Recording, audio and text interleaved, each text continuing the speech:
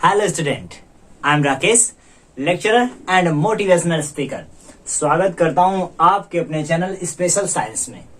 आज की टॉपिक में हम लोग खत्म करेंगे गोल्जी कॉम्प्लेक्स। छोटा टॉपिक है, बड़ा मजेदार टॉपिक है, आसान टॉपिक है। अगर आसान नहीं होगा तो आसान कर लिया जाएगा, आसानी से पढ़ा जाएगा।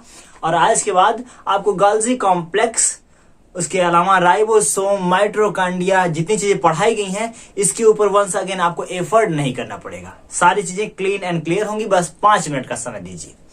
आइए स्टार्ट करते हैं बिना देर किए हुए। गोल्जी कॉम्प्लेक्स मैंने पहले से डिनोट कर रखा ताकि आपका टाइम ज्यादा एक्सपेंड ना हो। स्टार्ट किया जाए तो सबसे पहले तो कंफर्म हो जाइए। सबसे पहले जो सेल ऑर्गन्स हैं, कोशिकांग हैं, उनकी स्थिति उपस्थिति समझ लीजिए कहां होती है। अगर हम वंस अगेन गोल्जी कॉम्प्लेक्स की बात करें तो गोल्जी कॉम्प्लेक्स जो होता है सेल के अंदर उपस्थित होता है, न्यूक्लियस के आसपास, या कह सकते हैं साइटोप्लाज्म में। साइटोप्लाज्म मतलब कोशिका द्रव्य। भाई, कोशिका के अंदर पाए जाने वाला जो द्रव्य होता है वो कहलाता है कोशिका द्रव्य। क्लियर है ना कि कोशिका के अंदर जो द्रव्य भरा होता है उसे क्या कहते हैं बाबू? कोशिका द्रव्य। ऐसे ही बताइए, केंद्रक के अंदर जो द्रव्य भरा होता है उसे केंद्रक द्रव्य कहते हैं। कोशिका के अंदर जितने ऑर्गन्स पाए जाते हैं उसे हम कहते हैं कोशिकांग। कोशिका के अंग इंग्लिश में कहते हैं सेल ऑर्गन्स। क्लियर हो रही है? ये एक बड़ा ही मजेदार सेल ऑर्गन्स है जिसका नाम है गोल्जी कॉम्प्लेक्स, गोल्जी काय। बहुत सारे नाम हैं, 3-4 नाम आपको सामने डिनोट किए गए हैं। आपके एग्जाम में कंफ्यूजन करने के लिए इनमें से कोई भी नाम उठा के दे सकता है, तो सभी नामों के बारे में जानना बहुत कंपलसरी है। आइए क्लियर कर लेते हैं। एक तो इसका पूरा नाम है गोल्जी कॉम्प्लेक्स, जो आपकी मेन हेडिंग में सबमिट किया गया है। हिंदी में कहते हैं गोल्जी काय। क्लियर है? गोल्जी काय। दूसरा नाम गोल्जी बॉडी। वंस अगेन दूसरा नाम मैंने बताया आपको, गोल्जी बॉडी। तीसरा नाम गोल्जी ऑपरेटस। क्लियर हुआ? एक Golgi complex, Golgi body, Golgi apparatus. Next नाम है लाइपोकॉन्ड्रिया। आपने माइटोकॉन्ड्रिया का नाम सुना होगा, उसी से मिलता जुलता नाम है लाइपोकॉन्ड्रिया। अर्थात ये सभी नाम किसके हैं? गोल्जी काय के। एक और नाम है डिक्टियोसोम। आई होप कि इतने नाम आपको क्लियर हुए होंगे। आई होप कि 5 नेम्स यहाँ पे सबमिट किए गए हैं। 5 नाम: Golgi complex, Golgi body, Golgi apparatus, lipochondria and dictyosome. Present कहां होते हैं बाबू? प्रेजेंट होते हैं सेल के अंदर। और इसका जो स्ट्रक्चर होता है, ये प्लेट की नुमा एक के ऊपर एक लगे होते हैं। एकदम आसानी से आप बना सकते हैं। बस थोड़ा सा कर्व लाइक एक प्लेट बनाइए, उसके ठीक नीचे एक नया प्लेट बनाइए। बस प्लेट हल्का हल्का ऊपर बाहर की तरफ खुला होना चाहिए। लास्ट प्लेट में जाते हुए आप एक कप लाइक स्ट्रक्चर बना के हल्का हल्का छोटा छोटा एक पैरनुमा संरचना बना देंगे। ये हो गया आपका लाइसोसोम। क्लियर हुआ कि कहां कहां उपस्थित होता है, नाम क्या क्या है। एक और स्टेप जान जाइए, बाकी इसके बारे में बहुत ज्यादा जानकारी नहीं, इसका कार्य बहुत कंपलसरी जानना है ना। खोज के बारे में अगर समझें तो कैमिलो गोल्जी नामक वैज्ञानिक ने खोज की थी। अब गोल्जी कॉम्प्लेक्स से आसानी से नाम इसलिए याद हो जाता है क्योंकि जो टॉपिक गोल्जी कॉम्प्लेक्स है उसी नाम के ही साइंटिस्ट ने खोजा था। बस नाम है कैमिलो। अब बाद में गोल्जी तो ऑलरेडी लग ही गया है, तो आराम से याद हो जाता है कि गोल्जी कॉम्प्लेक्स की खोज कैमिलो गोल्जी नामक वैज्ञानिक ने 1898 में की। आई होप कि अभी तक तो कोई डाउट्स नहीं हुआ होगा। सारी चीजें बहुत आसान से समझ में आ जाएंगी कि नाम क्या क्या है और खोज किसने की और इसकी उपस्थिति कहां होती है। 3 ही चीज तो पढ़ाया गया, बहुत आसान है। आगे बढ़ते हैं। अगर हम इसके कार्यों के बारे में समझें तो कार्यों के बारे में बहुत इंपॉर्टेंट चीज यही है। कार्य इसका समझिए। सबसे पहला काम और सबसे इंपॉर्टेंट काम क्या है कि इसे हम कहते हैं कोशिका का ट्रैफिक पुलिस। क्या कहते हैं? कोशिका का ट्रैफिक पुलिस। यहां लिखा गया है, यहां पे कोशिका का ट्रैफिक पुलिस कहते हैं पहला नाम। और आप बताइए ट्रैफिक पुलिस का काम क्या होता है? क्या एकदम सभी जितने भी चीजें हैं सबको एक साथ छोड़ देना? नहीं भाई, ट्रैफिक पुलिस डिसाइड करता है कि कौन सा साइड खुलना चाहिए, आना चाहिए, कौन सा चीज बाहर जाना चाहिए, किधर से आना चाहिए, किधर से नहीं आना चाहिए, ये सारा काम डिसाइडेशन कौन करता है बाबू? Golgi complex.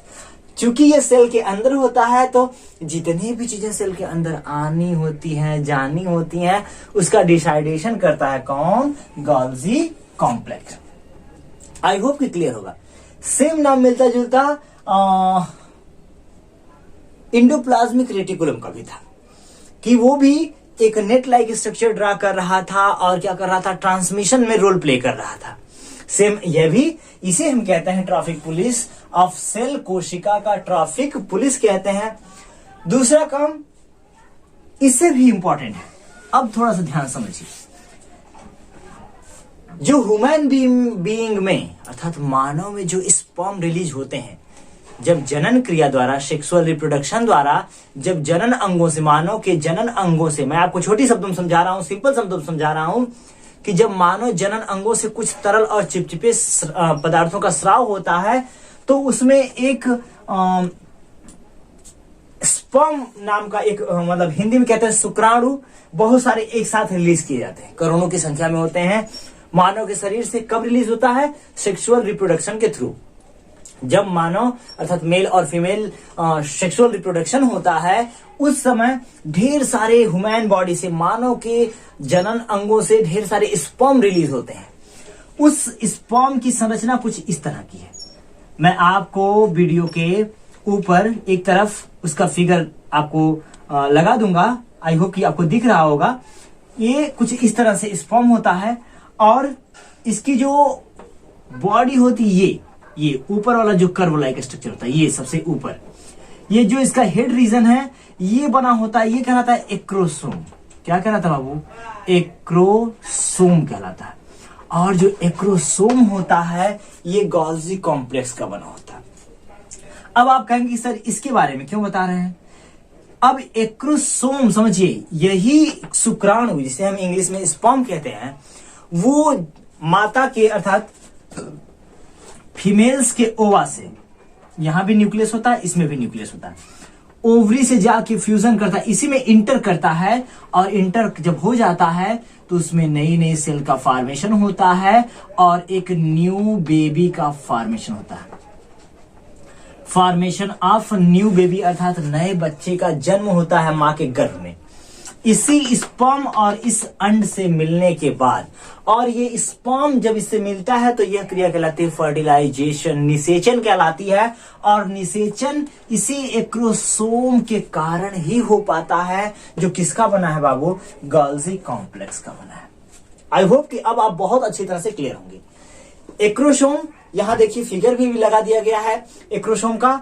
जो एक्रोसोम का सबसे ऊपर वाला रीजन है वही एक्रोसोम कहलाता है और वो बना किसका होता है? गोल्जी कॉम्प्लेक्स का बना होता है। आगे बढ़ते हैं।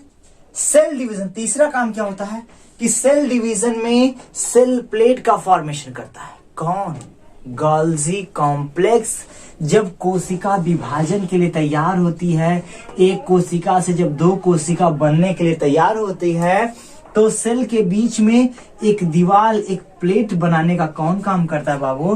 Golgi complex. जब सेल डिवीजन स्टार्ट होता है तभी किसी प्लांट और एनिमल्स की ग्रोथ होती है, उसका डेवलपमेंट होता है किसके थ्रू? सेल डिवीजन, कोशिका विभाजन, हिंदी में कहते हैं कोशिका विभाजन के थ्रू उनका डेवलपमेंट होता है, उनकी ग्रोथ होती है।